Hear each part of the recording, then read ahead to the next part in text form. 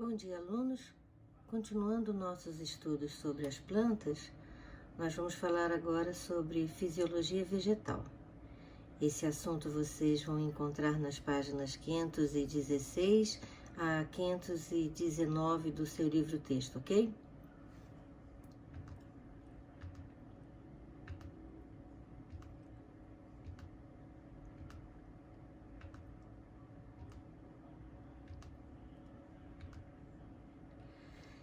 Então, hoje nós vamos falar sobre transpiração. E o que vem a ser esse fenômeno?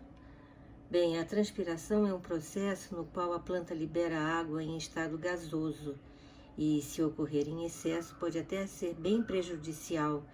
Isso porque estima-se que os vegetais percam cerca de 90% da água absorvida pelas raízes para o meio e, quando comparado à perda dos animais, elas ganham ou perdem, né? Dependendo do ponto de vista, se é que vocês me entendem, muito mais, né? Por exemplo, uma pessoa normal perde 2,6 litros de água por dia, a maior parte pela urina. Mas se essa pessoa fizer exercícios físicos, este valor pode aumentar em até 1 litro.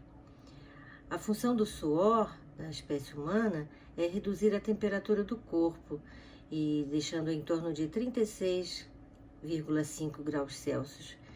Mas nós precisamos destacar, para que haja esse controle, a necessidade que este suor evapore.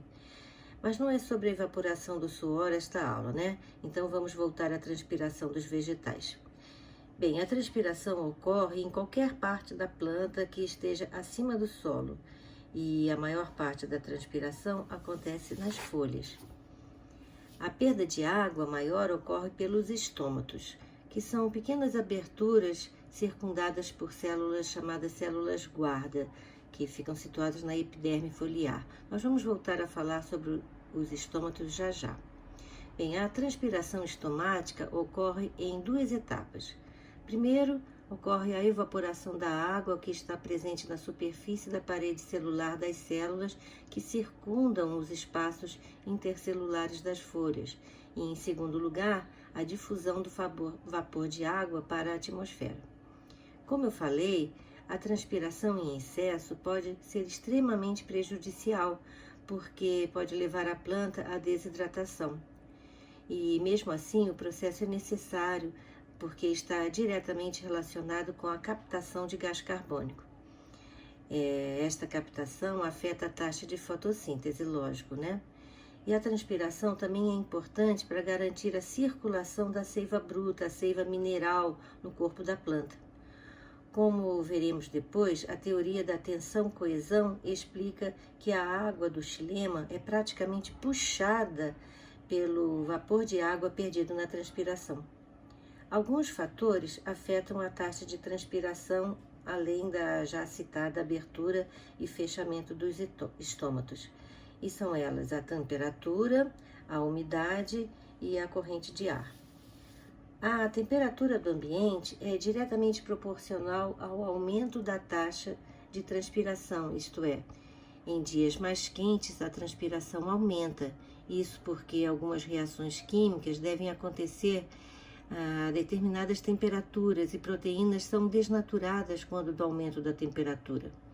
Então, para que o ser controle e possa desempenhar as suas funções, a manutenção da temperatura é muito importante. Aumentos muito drásticos na temperatura podem levar à desidratação, como eu já falei, né? Que passa a apresentar um estado de secura, fazendo com que a raiz absorva mais água do solo.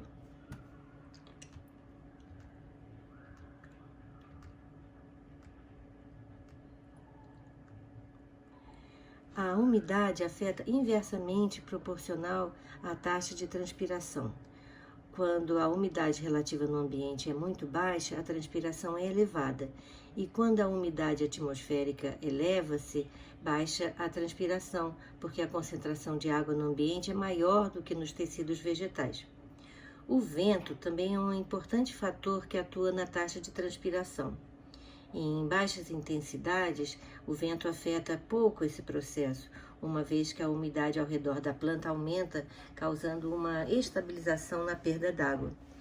Quando a velocidade do vento aumenta, ele carrega essa umidade, aumentando a transpiração. Esse efeito é contínuo, sem que haja uma estabilização, o que pode ser danoso para a planta caso ela fique exposta a fortes ventos por longos períodos de tempo. Por isso, os vegetais em altas altitudes, crescem melhor em porções de relevo que são menos atingidas pelo vento. Nós não podemos esquecer também os fatores da própria planta, além desses fatores abióticos, A superfície de evaporação, a espessura da cutícula e a presença de tricomas são muito importantes.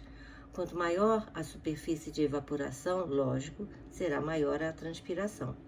Vocês lembram das folhas das gimnospermas, Porque as folhas das gimnospermas são aciculares e assim elas diminuem a taxa de perda d'água pela planta, já que esses vegetais vivem em ambientes de lençóis freáticos mais profundos, Com dificuldade de de absorver essa água. A espessura da cutícula também é muito importante e veremos a seguir. Por fim, as plantas podem ter apêndices epidérmicos chamados de tricomas. Os tricomas, além de exercerem um papel fundamental na taxonomia, relacionam-se com a diminuição da perda de água e também com a proteção contra a herbivoria, além de terem a função de atrair polinizadores, porque eles produzem óleos, produzem néctar e sucos digestivos nas plantas carnívoras e também resina. Vamos ver então os tipos de transpiração. Transpiração cuticular, cerca de 10%, e transpiração estomática, que é responsável por 90% da transpiração do vegetal.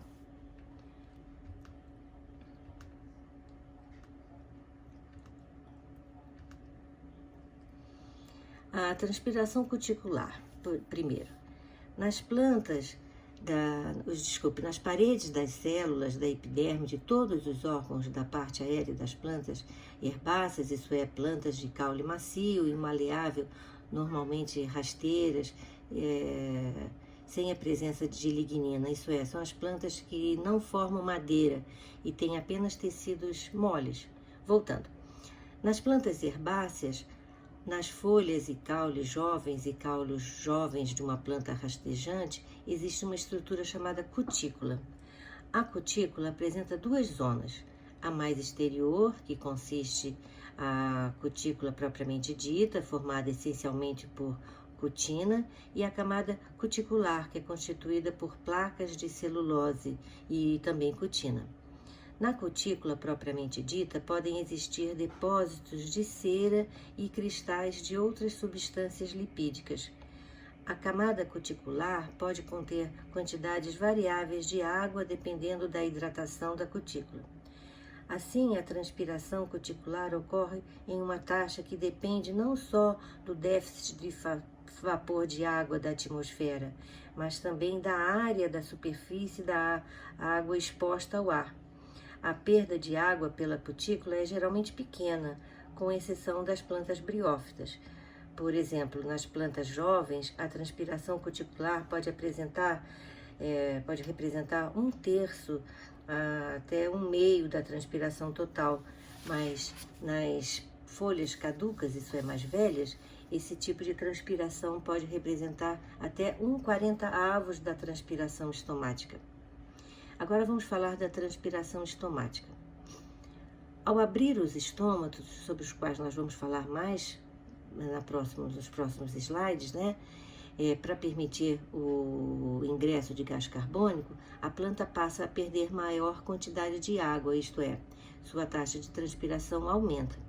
Nas plantas, mesmo com os estômatos fechados totalmente, ocorre uma certa taxa de transpiração através da cutícula das folhas, que é a transpiração cuticular, como já falamos.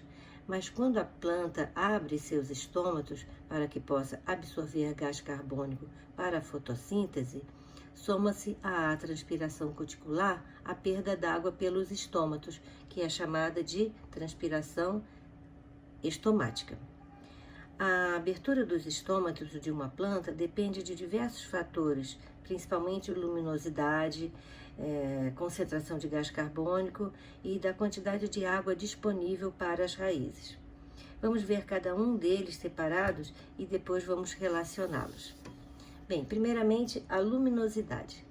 A maior parte das plantas abre os estômatos assim que amanhece, fechando os estômatos ao anoitecer. Esse comportamento permite à folha receber gás carbônico para a fotossíntese enquanto há luz disponível.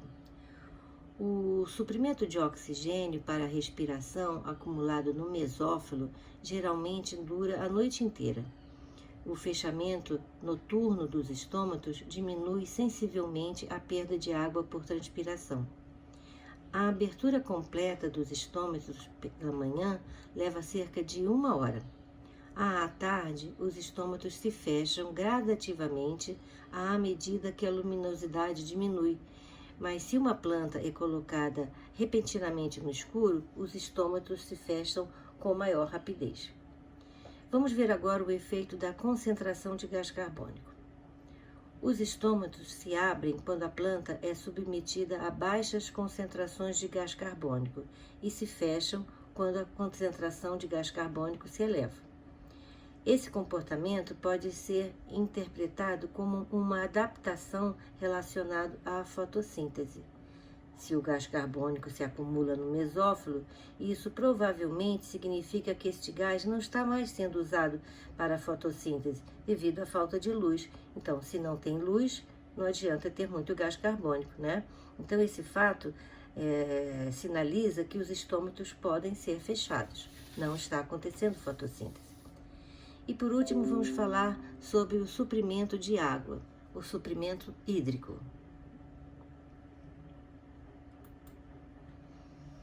A disponibilidade de água no solo exerce grande influência sobre os movimentos dos estômatos. Por exemplo, se há falta d'água para a planta, os estômatos se fecham, mesmo com luz disponível para a fotossíntese e com baixa concentração de gás carbônico. O movimento estomático, quando o suprimento hídrico é adequado, deve-se à entrada e à saída de íons potássio nas células guarda. Em presença de luz ou sob baixa concentração de gás carbônico, íons K+, são bombeados das células acessórias para o interior das células guarda. O aumento da concentração desses íons faz com que as células guarda absorvam água das células sensoriais por osmose. E elas se tornam túrgidas e abrindo assim o ostilo. O ostilo é a abertura do estômago, tá? Quando não tem luz ou sob alta concentração de gás carbônico, as células estomáticas perdem íons K+, para as células acessórias. Com isso, diminui a sua pressão osmótica e elas cedem água para as células acessórias, tornando-se flácidas e fechando o ostilo. Durante a abertura dos estômatos, sob influência da luz, também acontece a diminuição da quantidade de amido presente no citoplasma das células guarda. Isso porque a luz, em particular o comprimento de onda relativo ao azul, ativa a quebra de moléculas de amido com produção de ácidos orgânicos. E o aumento desses ácidos no citoplasma da célula proporciona a entrada de íons H+, nas células guarda, o que aumenta a pressão osmótica, com consequente aumento da turgidez da célula e abertura do estilo. Recentemente, descobriu-se que um hormônio vegetal denominado ácido abscísico, sobre o qual falaremos na próxima aula, também está envolvido no fechamento dos estômatos. Esse ácido parece que é o fator que determina o fechamento dos estômatos em condições de falta de água. A perda de água parece não ter efeito direto sobre o fechamento dos estômatos, uma vez que os estômatos se fecham bem antes das células da folha murcharem. A explicação é que quando começa a faltar água na folha, entra em ação esse hormônio. Ele penetra nas células guarda e estimula a saída de íons de potássio. Isso faz com que elas se tornem flácidas e os estômatos se fecham. Conclusão: Quando em grande intensidade luminosa, os estômatos se abrem. Também se abrem quando a concentração de gás carbônico no mesófilo é pequena ou quando a disponibilidade de água é grande. Ao contrário, os estômatos se fecham. A epiderme foliar é quase sempre unistratificada, isto é formada por uma única camada de células. Entretanto, as plantas de regiões áridas, também conhecidas como plantas xerófitas, podem apresentar a epiderme constituída por várias camadas de células. As células da epiderme secretam cutina, que forma uma película praticamente impermeável e a cutícula revestindo toda a folha.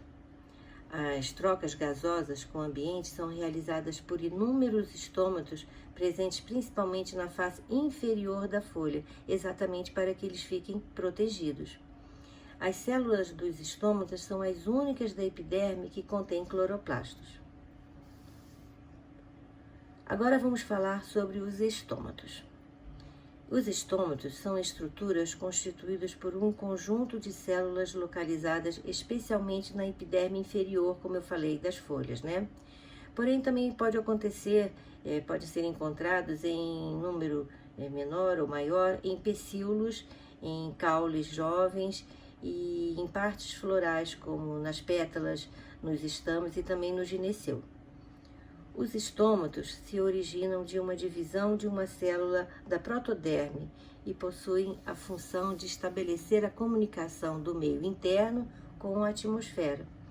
Eles constituem, assim, um canal para a troca de gases e a transpiração do vegetal.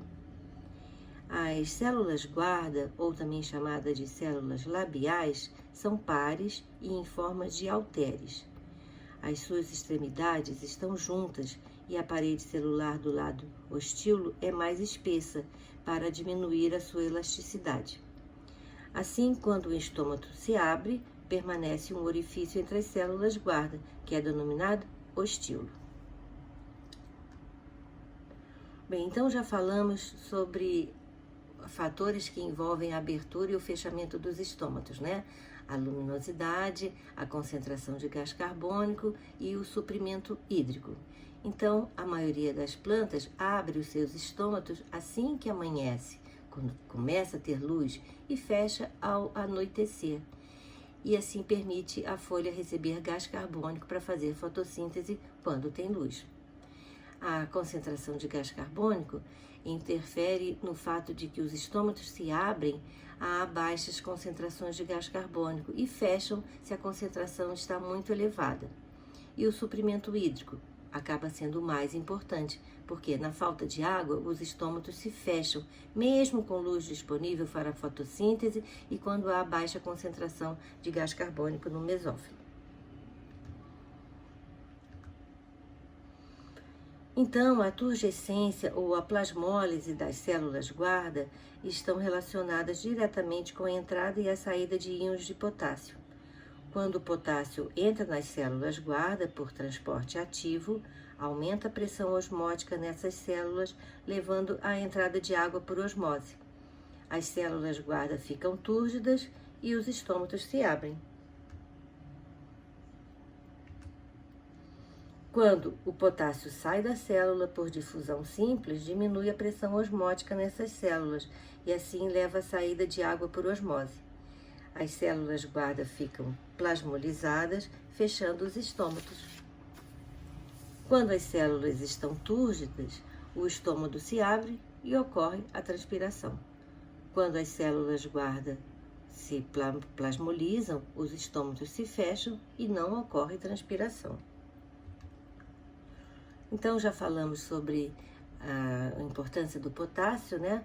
Na abertura e fechamento dos estômatos. Então, quando as células guarda recebem luz, ocorre um ingresso de potássio das células acessórias por transporte ativo e aumenta a pressão osmótica e entra água. Quando está escuro, o potássio abandona as células por difusão, que ficam menos concentradas e acontece a perda de água. Agora nós vamos ver a relação entre a concentração de glicose e o fechamento dos estômatos. A presença de luz favorece a abertura dos estômatos através de mecanismos ainda não totalmente compreendidos. Um dos motivos pode ser a presença de luz que faz diminuir a concentração de gás carbônico no mesófilo devido à fotossíntese. A diminuição do gás carbônico aumenta o pH do meio, que fica alcalino. Em ambientes alcalinos, enzimas envolvidas na degradação do amido são ativadas e assim aumenta a concentração de glicose no mesófilo. Este aumento de solutos solúveis faz diminuir o potencial de água e a água entra por osmose nas células labiais que ficam inchadas. Vamos ver algumas curiosidades que são exceções, tá? Por exemplo, em plantas de metabolismo CAN, os estômatos são abertos durante a noite e, dessa forma, sem a influência das altas temperaturas diurnas, as plantas transpiram e ainda executam trocas gasosas. As plantas CAN são aquelas que vivem em ambientes com clima quente e seco e que reduzem a perda de água, por exemplo, as bromélias. Por outro lado, as plantas aquáticas, cujo problema reside em eliminar água do organismo, os estômatos são abundantes em toda a superfície emersa da planta e permanecem abertos a maior parte do dia. Então, podemos concluir que o fator abiótico que comanda realmente a abertura ou o fechamento dos estômatos é o suprimento de água, isso é, o suprimento hídrico. Por uma questão de economia, em dias de sol e pouca umidade no ambiente, os estômatos se fecham, mesmo que isso prejudique a fotossíntese. A abertura e o fechamento dos estômatos são uma estratégia da planta para sua sobrevivência, uma vez que, com esse mecanismo, ela consegue, por exemplo, evitar a perda d'água em ambientes com baixa disponibilidade hídrica. Além disso, o fechamento também evita que grande quantidade de gás carbônico fique disponível no mesófilo. E, como já falamos, o ácido abscísico entra em ação quando começa a falta de água na folha, e aí ele penetra nas células guarda e estimula a saída de íons K+. Isso faz com que elas se tornem flácidas e assim os estômatos se fecham. Agora nós vamos analisar na linha cor-de-rosa esse gráfico. Vamos ver que em A está de noite, isso é, sem luz. Então os estômatos se fecham e a transpiração vai acontecer somente pela cutícula. Na letra B está amanhecendo, então os estômatos estão se abrindo, porque está começando a clarear o dia. Em C, os estômatos estão em plena abertura porque está com grande disponibilidade de luz. Na letra D já está escurecendo novamente, então os estômatos estão começando a se fechar. Aí na letra E, vamos analisando as plantas que fecham os estômatos ao meio-dia, que é quando há uma máxima exposição à luz, né? E estiver havendo muita transpiração, ela vai absorver muito mais água. Lembre-se que o fator mais importante sempre é o recurso hídrico. Já em F, já está noite novamente e há o excesso de gás carbônico produzido pela respiração no mesófilo, então os estômatos se fecham.